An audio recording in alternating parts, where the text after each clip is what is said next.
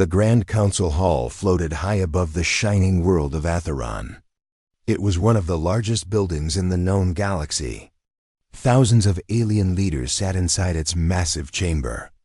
Military commanders, planetary rulers, scientists, ambassadors, and representatives from hundreds of different species. The hall was filled with quiet voices and nervous whispers. Everyone had come for the same reason. A decision was about to be made that could change the future of the galaxy. At the center of the chamber stood a small platform surrounded by bright lights. On that platform stood a young alien girl. She looked no older than 10 years old. She was small and thin. Her silver hair rested on her shoulders. Her blue eyes moved nervously across the crowd. Even from far away, everyone could see the fear in her face. The child stood completely alone. Thousands of powerful leaders watched her. Some looked curious, some looked worried. Others looked afraid, because this was not an ordinary child. She was the last known survivor of the ancient Illyrian race. A race that had once ruled entire star systems. A race believed to be extinct for years. People thought every Illyrian had disappeared forever. Yet somehow, this little girl had survived.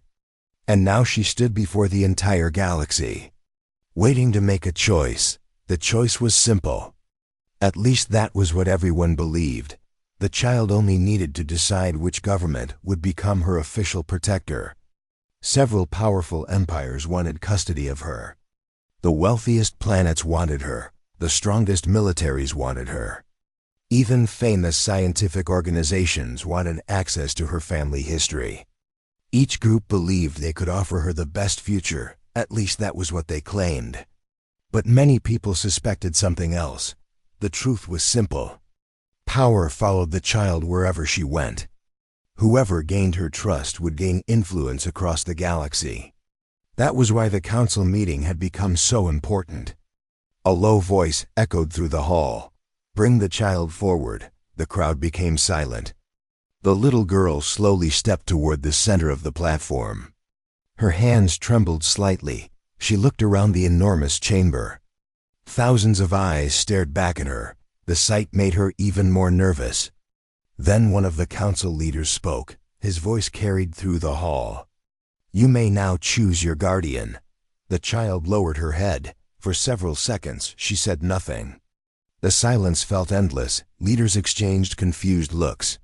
Some thought she was afraid. Others thought she was unable to decide. Then something unexpected happened. The girl lifted her head and looked toward a distant corner of the hall. At first, nobody understood why. The most important people in the galaxy sat near the center. Yet she was staring far away from them. The crowd followed her gaze. Slowly, thousands of heads turned. People searched for whatever had caught her attention. Then they saw him. Standing quietly near a side wall was a human. He wore a simple work uniform. No medals, no military rank, no political title. He looked completely ordinary. His name was Ethan Carter. Most people in the room barely knew who he was. He was not a famous hero. He was not a wealthy businessman. He was only a cargo worker employed by a civilian transport company in a room filled with rulers and commanders. He seemed completely out of place. Many leaders frowned in confusion. Why was the child looking at him? Even Ethan looked surprised. He had been invited only as a witness, nothing more. He never expected anyone to pay attention to him. The little girl continued staring at him. Her eyes slowly filled with tears. The crowd watched in silence. Nobody understood what was happening. Then she took a small step forward, and another. Without taking her eyes off Ethan, the child walked across the platform. The chamber became so quiet that people could hear their own breathing. Ethan stood frozen, confused and uncomfortable. The girl finally stopped near the edge of the platform. Only a short distance separated them. For a moment, she simply looked at him, as if gathering courage. As if she had waited a very long time to say something. Then she spoke. Her voice was small, soft, and trembling. Yet every person in the chamber heard her words clearly. "Can I be your daughter, human?" For 1 second, nobody moved, nobody spoke. The entire galaxy seemed to stop. The council leaders stared in disbelief. Military commanders looked shocked. Alien ambassadors exchanged stunned glances. Some people even wondered if they had heard her correctly. A powerful royal child had just ignored every empire, every government, every famous leader, and asked a simple human cargo worker to become her father. Ethan himself looked completely speechless. His eyes widened. He had no idea what to say. But the biggest shock was still coming, because hidden deep within the secrets of the Illyrian race was a truth so dangerous that entire civilizations had killed to keep it buried. And before this meeting ended, that truth was about to come into the light. The Grand Council Hall remained silent long after the little girl's question. Thousands of alien leaders sat frozen in their seats. No one knew what to say, no one knew what to do. The last Illyrian child had just ignored the most powerful rulers in the galaxy, and she had chosen a simple human cargo worker instead. The moment felt unreal. At the center of the hall, Ethan Carter still stood near the side wall. His heart was racing. He had faced dangerous cargo storms, pirate attacks, and engine failures in deep space. But nothing had prepared him for this. The little girl looked at him with hopeful eyes, as if her entire future depended on his answer. Several council members quickly began whispering among themselves. Some looked angry, others looked worried. One powerful governor suddenly stood up. "This is unacceptable," he said. "The child does not understand the importance of this decision." A military commander nodded. "She belongs under proper protection, not with a civilian worker." More voices joined the argument. Soon the chamber filled with debate, but through all the noise, the little girl never looked away from Ethan. She ignored the leaders, ignored the commanders, ignored the politicians to her. Only one person in the room mattered. Finally, the chief counselor raised his hand. The room became quiet once again. His sharp eyes moved toward Ethan. "Human Ethan Carter," he said. "Step forward." Thousands of eyes immediately turned toward him. Ethan swallowed nervously, then slowly walked toward the center platform. Every step felt heavier than the last. When he finally stopped near the child, he could see tears forming in her eyes. She looked frightened, not of him, but of losing him. The chief counselor spoke again. "Do you know this child?" Ethan hesitated, then nodded. Yes. The entire hall erupted with whispers. The counselor frowned. "Explain." Ethan took a deep breath. His mind drifted back to the day everything changed. 6 months earlier, his cargo ship had been traveling through a forgotten region of space. The route was old and rarely used. Most pilots avoided it because strange accidents often happened there. But Ethan's company paid extra credits for dangerous routes, and he needed the money.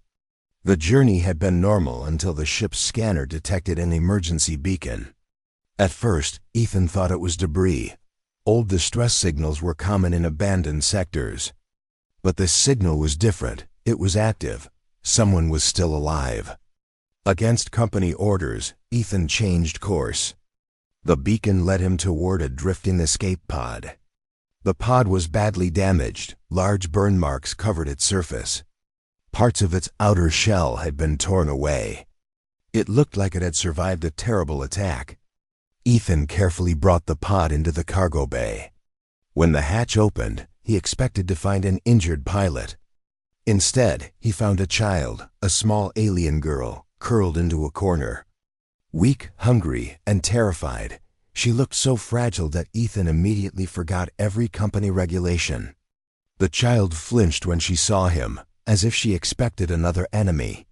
Then she whispered 4 simple words. "Please don't leave me, even now." Ethan could still remember her voice. Back in the council hall, many leaders listened carefully. The child lowered her head. Remembering that moment too, Ethan continued. "I brought her aboard my ship. I gave her food. I treated her injuries. And I kept her safe. One alien senator interrupted. For 6 months? Ethan nodded. Yes, the whispers grew louder. No official records had ever mentioned this. No government had known where the child had been hiding for half a year. The galaxy's most important missing person had been living aboard a small cargo ship. The chief counselor leaned forward. And why did you never report her location? The question made the room tense. Ethan looked at the child, then answered honestly. Because she was scared. Some leaders looked annoyed. Others looked confused. Ethan continued. Every time someone mentioned governments or armies, she became terrified. I didn't know who was hunting her. I didn't know who wanted to hurt her. So I protected her until I learned the truth for a moment. Nobody spoke. The answer was simple.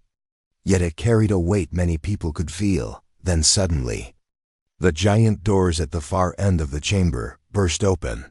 A security officer rushed inside. His face looked pale. His breathing was heavy. The interruption immediately caught everyone's attention. The officer ran directly toward the council platform. What is it? The chief counselor demanded. The officer stopped and handed over a data tablet. The counselor's expression changed the moment he read the message. The color drained from his face. A feeling of fear spread through the room. Something was very wrong. Slowly, the counselor looked up. His voice barely above a whisper. They found us. The chamber became silent. Who found us? Someone asked. The counselor stared at the child, then toward Ethan, and finally spoke the words that sent fear through every leader in the hall. The fleet that destroyed the Illyrian race is entering the system right now. And for the first time since arriving at the council meeting, the little girl looked truly afraid. Fear spread through the Grand Council Hall like a cold wave. Only seconds earlier, leaders had been arguing about politics. Now nobody cared about politics anymore. The enemy fleet that had destroyed an entire civilization was approaching, and everyone knew why they had come. They had not traveled across the galaxy for territory. They had not come for resources. They had come for one small child, the last Illyrian. The little girl stood beside Ethan. Her face had turned pale. Her hands shook slightly. She looked toward the giant windows at the far end of the chamber. Beyond them, the stars looked peaceful. But she knew what was hiding in that darkness. She had seen it before. The council hall exploded with activity. Military officers rushed to communication stations. Security teams moved into position. Emergency alarms began flashing across the chamber. The calm meeting had suddenly become a crisis. One council member stood up. We must move the child immediately, another leader disagreed. No. We should evacuate the entire station first, a third voice shouted. We need our fleets in defensive positions now. The arguments returned even louder than before. Everyone had a different plan. Everyone wanted control. But while the leaders argued, Ethan noticed something strange. The little girl was staring at the floor. She looked distant, lost inside painful memories. Slowly, Ethan knelt beside her. The movement surprised many people. Most leaders treated the child like a political prize. Ethan treated her like a scared kid. Are you okay? He asked softly. The girl did not answer immediately. Her eyes filled with tears. Then she whispered, They found me again. Ethan felt a chill run through him. Again, not for the first time again. That single word carried years of fear. He gently asked, Who are they? The child hesitated, as if speaking their name could make things worse. Finally she answered, The Black Sun Fleet. Several nearby officers froze when they heard the name. Even among the galaxy's strongest militaries, the Black Sun Fleet was feared. Stories about them existed everywhere. Entire colonies had disappeared after crossing them. Witnesses were rare. Survivors were even rarer. No one knew who truly commanded the fleet. No one knew where they came from. Only one fact was certain. Where the Black Sun Fleet appeared, destruction followed. The chief counselor quickly received another transmission. His expression became darker. Report, he ordered. A military officer projected a giant holographic display above the chamber. Gasps spread through the room. Dozens of warships appeared on the map. Then hundreds, then more. The number kept growing. The enemy force was enormous. Several leaders looked horrified. One admiral spoke first. "This isn't a raid. This is an invasion force." The room fell silent. Everyone understood what that meant. The Black Sun Fleet was willing to start a galactic conflict for one child. Ethan looked at the hologram, then at the frightened girl beside him. The situation made no sense. What could possibly make a child so important? Before he could ask, the chamber lights suddenly flickered. The giant holographic map vanished. For 1 second, everything went dark. Then emergency red lights activated across the hall. People immediately began shouting, "What happened?" "Report! Get the systems online!" A technician's frightened voice came through the speakers. "We've lost contact with 3 defense stations," another voice followed. 4 more stations just went offline. The room became chaotic. The enemy had not even reached the planet yet, and already defenses were disappearing. The speed of the attack terrified everyone. Then something unexpected happened. The little girl suddenly grabbed Ethan's arm. Tightly, very tightly, he looked down at her. She was staring toward one of the giant windows, her eyes wide with fear. "Ethan," she whispered. He followed her gaze. At first he saw nothing, then he noticed it. Far away among the stars, tiny black shapes, hundreds of them. Growing larger every second, the fleet had arrived. People across the hall rushed toward the windows. Some leaders looked shocked, others looked completely terrified. The black warships moved together like a giant shadow across space. There were so many that they almost blocked the stars behind them. The sight was unlike anything had ever seen. Then one massive ship appeared in the center of the formation. It was far larger than all the others. Its dark surface reflected no light. It looked less like a ship and more like a floating nightmare. The moment the giant vessel appeared, the little girl began trembling. Ethan immediately noticed, "You know that ship?" he asked. The child slowly nodded. Tears rolled down her cheeks. "It was there," she whispered. Ethan frowned. "There where?" The girl looked up at him, her voice barely audible. Those words hit Ethan like a hammer. For the first time he understood, this was not simply an enemy fleet. This was the same force that had hunted her across the stars. The same force that had destroyed her home. The same force that had taken everything from her. And now it had come back to finish the job suddenly. Every screen inside the chamber activated at once. A signal was forcing its way into the council network. Technicians tried to block it, but failed. The image of a masked figure appeared on every display. The room became completely silent. Nobody knew who the figure was. But everyone could feel the danger. The stranger's voice echoed through the chamber, cold, calm, and terrifying. "We are not here for your worlds. We are not here for your governments. We are not here for war." The masked figure paused, then pointed directly toward the little girl standing beside Ethan. "We only want the child." A heavy silence followed. Then the figure spoke one final sentence. A sentence that made every leader in the chamber stare at the girl in shock. "Because if she lives long enough to learn the truth, the galaxy will burn." The Grand Council Hall became completely silent. No one spoke, no one moved. The masked figure's final words hung in the air like a dark cloud. "If she lives long enough to learn the truth, the galaxy will burn." For several seconds, everyone simply stared at the screens. Then the transmission suddenly ended. The image vanished. The displays returned to emergency alerts. But the damage was already done. Fear had entered the room. Leaders who had once argued about protecting the child were now looking at her differently. Some looked worried. Some looked suspicious. A few even looked afraid. The little girl noticed it immediately. She lowered her head. Her small shoulders trembled. She had seen those looks before. The same looks people gave monsters, not children. Ethan stepped slightly in front of her, almost without thinking. It was a small movement, but the girl noticed. And so did everyone else. One council member stood up. What did that message mean? Another leader quickly answered, "It means the child is dangerous." A senator from a powerful world nodded. The Black Sun Fleet destroyed an entire civilization to find her.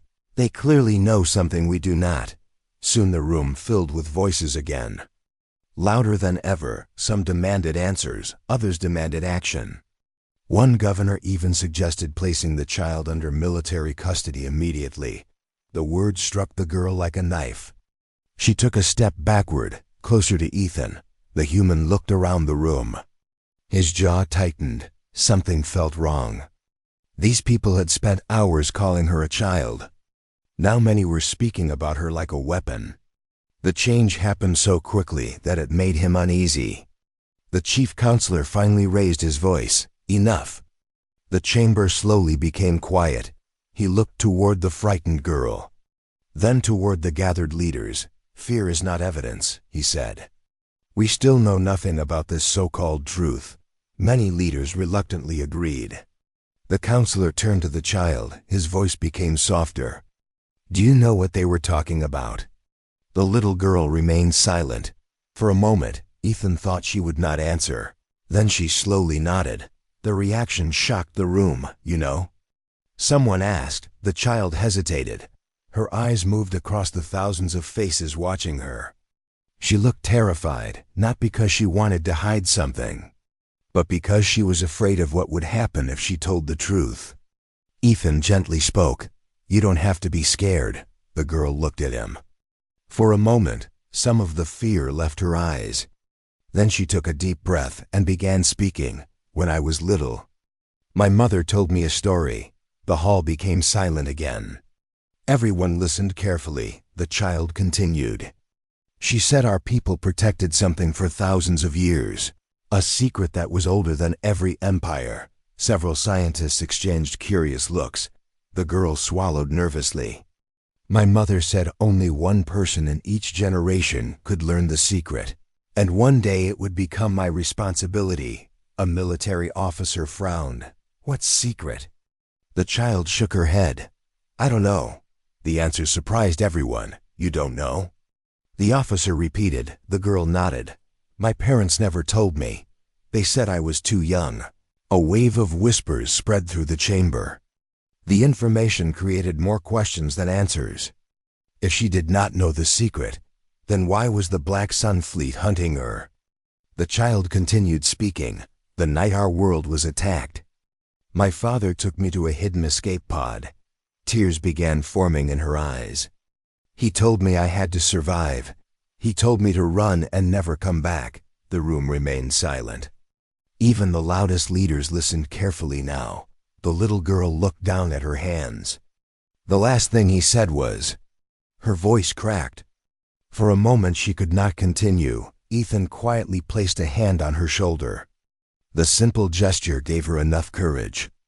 She wiped away her tears, then finished the sentence. He said the secret must never fall into the wrong hands.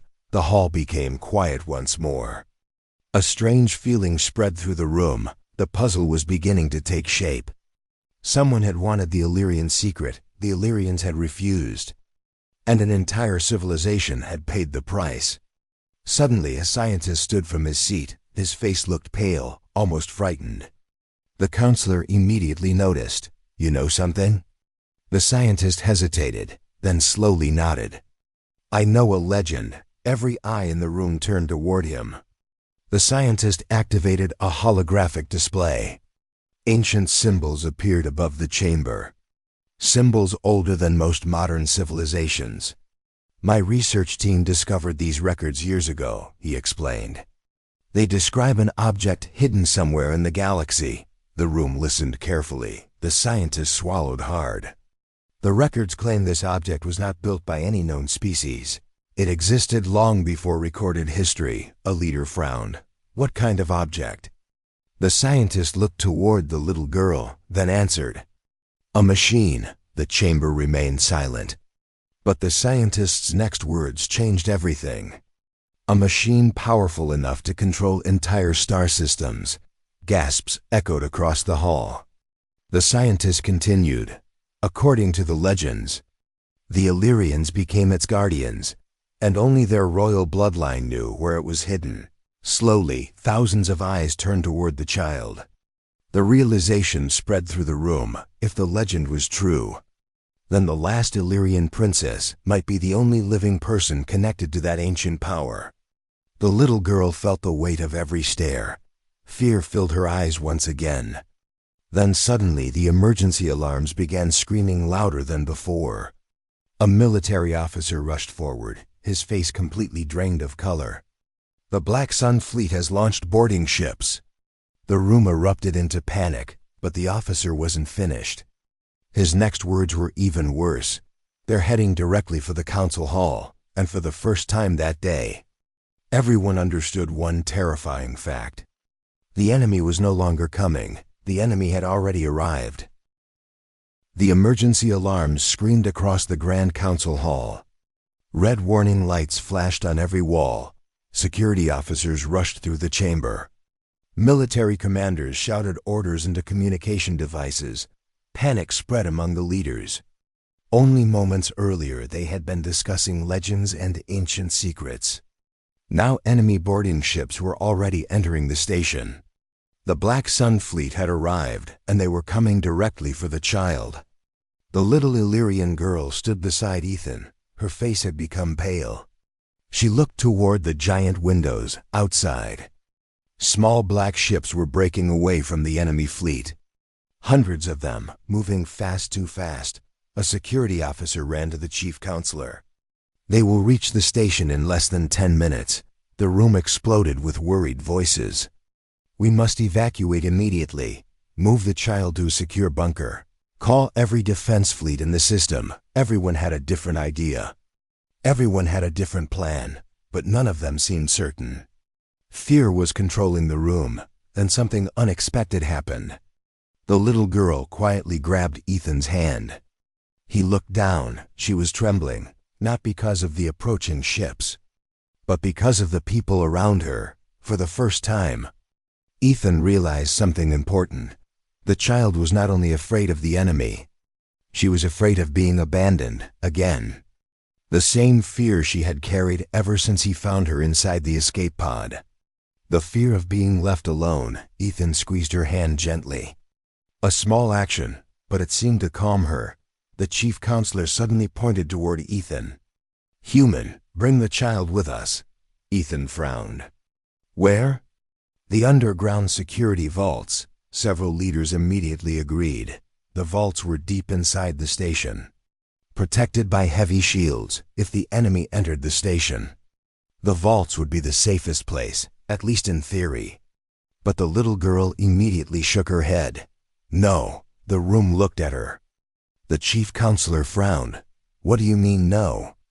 The child looked terrified, yet she still answered, "They will find me." Silence followed. The counselor stared at her. "What makes you believe that?" The girl swallowed hard, then whispered, "They always do." Those simple words carried years of pain, years of running, years of hiding, years of watching people disappear because they tried to protect her. The room became quiet. Nobody had an answer for that.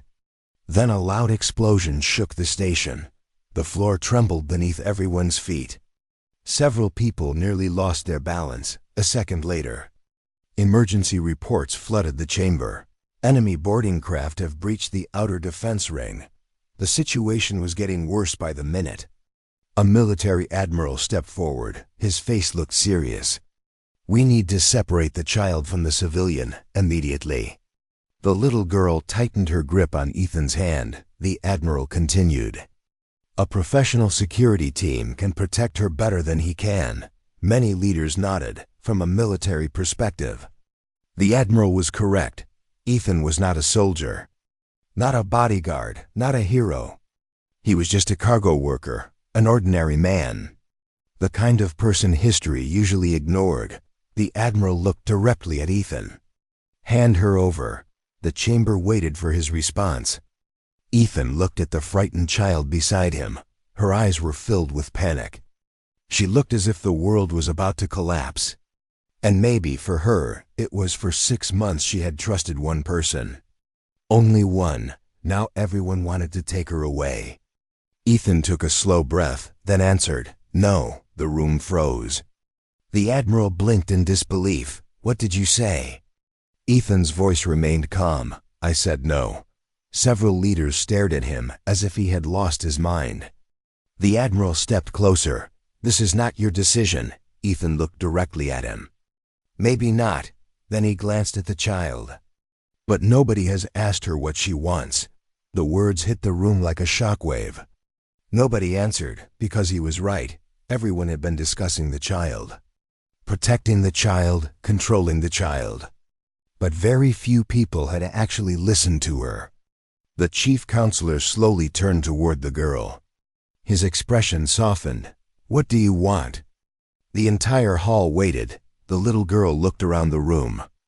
At the politicians, the soldiers, the scientists. Then she looked at Ethan, without hesitation.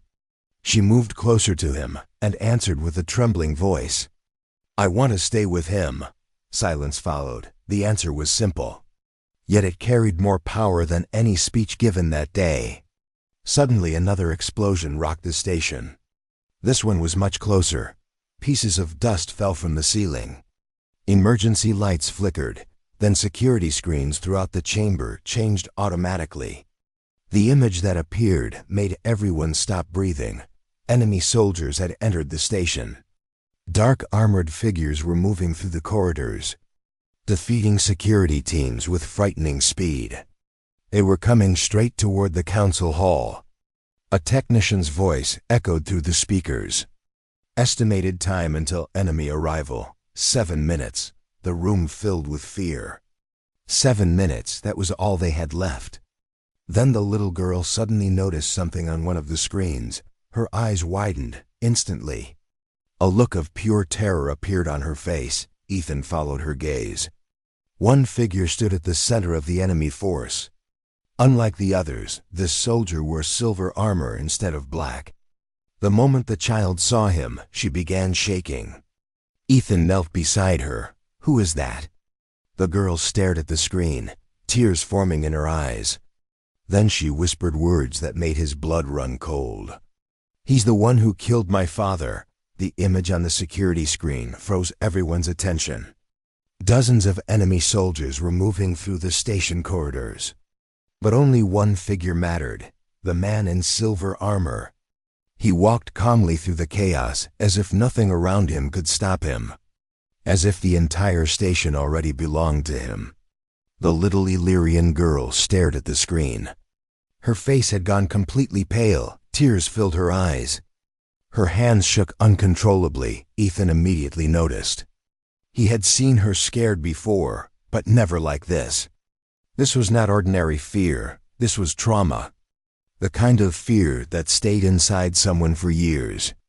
The kind that never truly disappeared. Ethan knelt beside her, trying to keep his voice calm. "Are you sure?" The girl slowly nodded, never taking her eyes off the screen. "I remember him." The council hall remained silent. Even the military commanders watched carefully. The child swallowed hard, then continued. "He was there when my world burned." Every word seemed painful, as if she was reliving the memory. "I saw him walking through the palace. He wasn't afraid. He wasn't angry.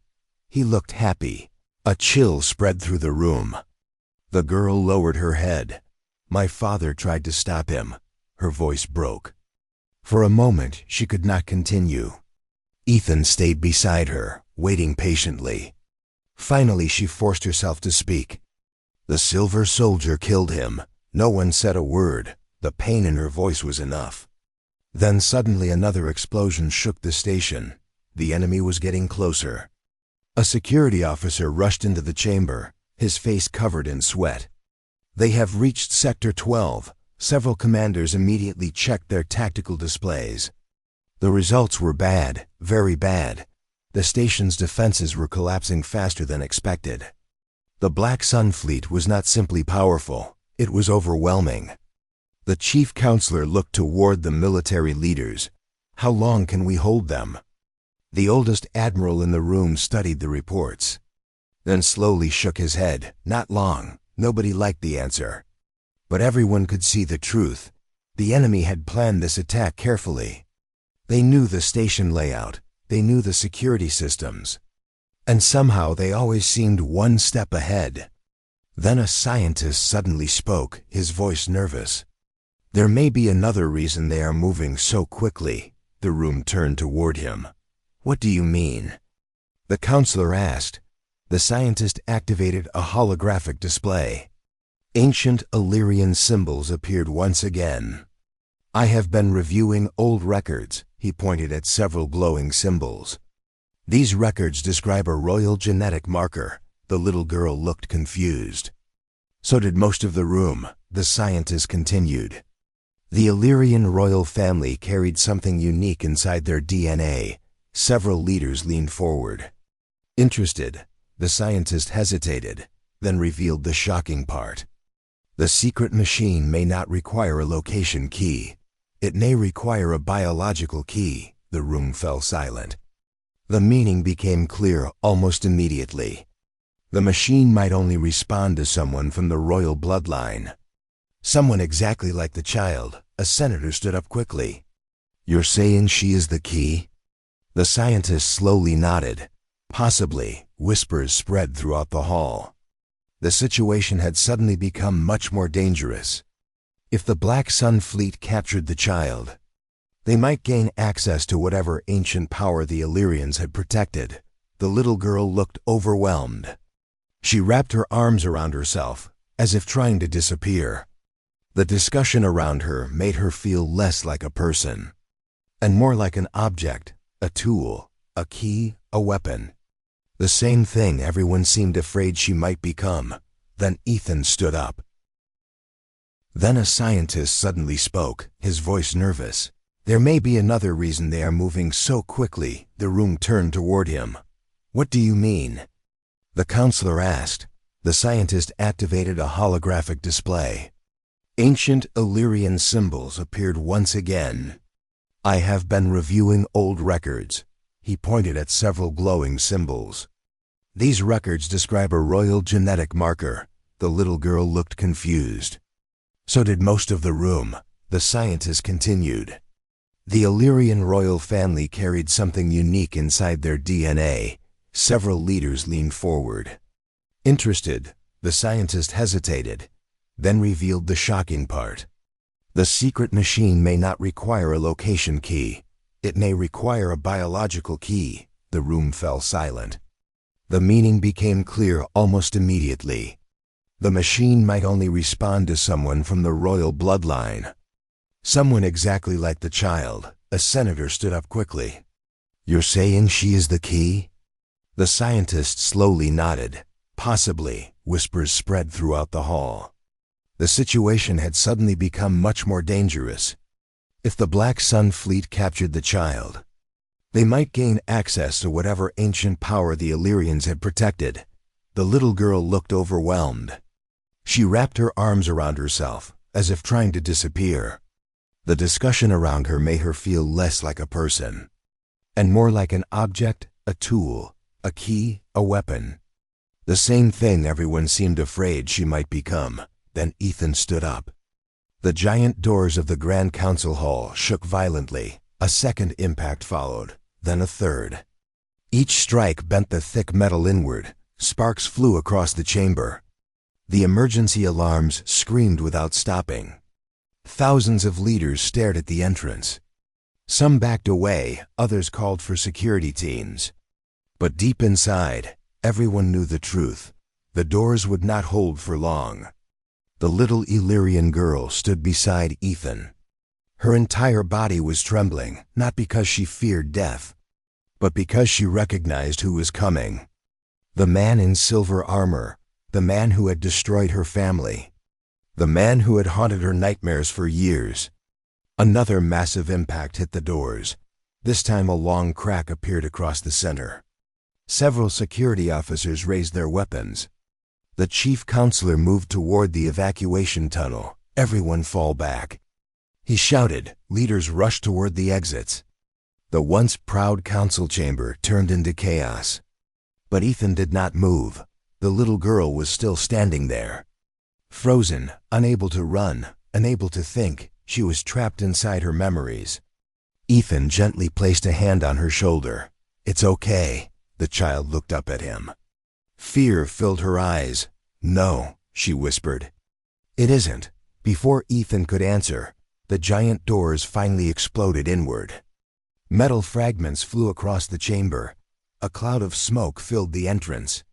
Security teams immediately opened fire. Bright energy blasts filled the air. For a few seconds, nobody could see what was happening. Then the smoke slowly cleared, and the silver-armored commander stepped forward, completely unharmed. The energy shots had not even scratched his armor. A cold silence filled the room. Behind him stood dozens of Black Sun soldiers, all heavily armed, all waiting for orders. The commander calmly looked around the chamber. His eyes eventually stopped on the little girl. A faint smile appeared on his face. "There you are." The child immediately moved behind Ethan. The commander noticed. His smile faded. Then he looked directly at the human. "And who are you supposed to be?" Ethan remained where he was. "I'm Ethan." The commander seemed disappointed. "A cargo worker." The statement surprised many people. How did he know that? The commander laughed softly. "The famous human who keeps causing problems." Ethan frowned. The commander slowly walked forward. His soldiers stayed behind, almost as if he did not consider anyone present a threat. "Move aside," he said. "The child belongs to us." Ethan shook his head. "No." The commander stopped walking. The answer clearly amused him. "No?"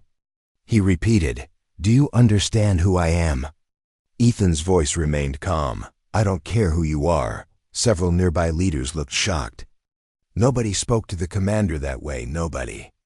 The silver-armored man stared at Ethan for several seconds, then laughed again. A brave human. His expression suddenly became cold. Or a foolish one. The little girl tightly held Ethan's arm. The commander noticed everything. Then his attention returned to her. "Come with me." The child immediately shook her head. Tears filled her eyes. The commander sighed. As expected, then he looked toward the gathered leaders. "You all believe this child is innocent?" Nobody answered. The commander raised his hand. A holographic image appeared above the chamber. Ancient symbols covered the display, the same symbols shown earlier by the scientists. The room watched carefully. The commander pointed toward the image. "The machine exists," whispers spread instantly. The commander continued. "And she is the key to activating it." Several leaders looked worried. Others looked terrified. The commander slowly turned toward the child. "If she unlocks it, entire star systems could fall under her control." The room became silent. The accusation sounded terrible. The little girl lowered her head. Part of her feared he might be telling the truth. Then Ethan stepped forward, only one step. But it immediately drew everyone's attention. The commander frowned. "What now, human?" Ethan looked directly at him, then answered. "You keep talking about what she could become." The room listened. Ethan pointed toward the child. "But she's standing right here." The commander remained silent. Ethan continued. "She's scared. She's lonely. She's lost her family." His voice grew stronger. "And all you see is power." The chamber became completely quiet. Even the Black Sun soldiers listened. The commander stared at Ethan, then slowly asked, "And what do you see?" Ethan looked at the little girl, the frightened child he had rescued 6 months earlier. The child who laughed when she learned new games. The child who always worried about others. The child who still cried when remembering her parents. Then he answered, "I see a daughter." The words hit the room like a shockwave. The little girl froze. Tears instantly filled her eyes. For a moment she could not breathe. The commander looked genuinely surprised. The entire hall stood silent. Then the child slowly stepped forward, her small hands shaking. She looked directly at Ethan. The same way she had during the council meeting. The same way she had when everything began. Her voice trembled, but everyone heard it clearly. "Can I be your daughter, human?" A tear rolled down Ethan's cheek. He smiled. The first real smile he had shown all day. Then he gave the answer that would be remembered across the galaxy for generations. "You already are." The little girl immediately wrapped her arms around him. Crying openly, years of fear, loneliness, and pain finally broke apart. For the first time since losing her family, she felt safe. The entire chamber watched in silence. Even the silver-armored commander said nothing. Because in that moment, something more powerful than fleets, more powerful than empires, and more powerful than ancient machines had appeared before them, a family. And that simple act changed the course of galactic history forever.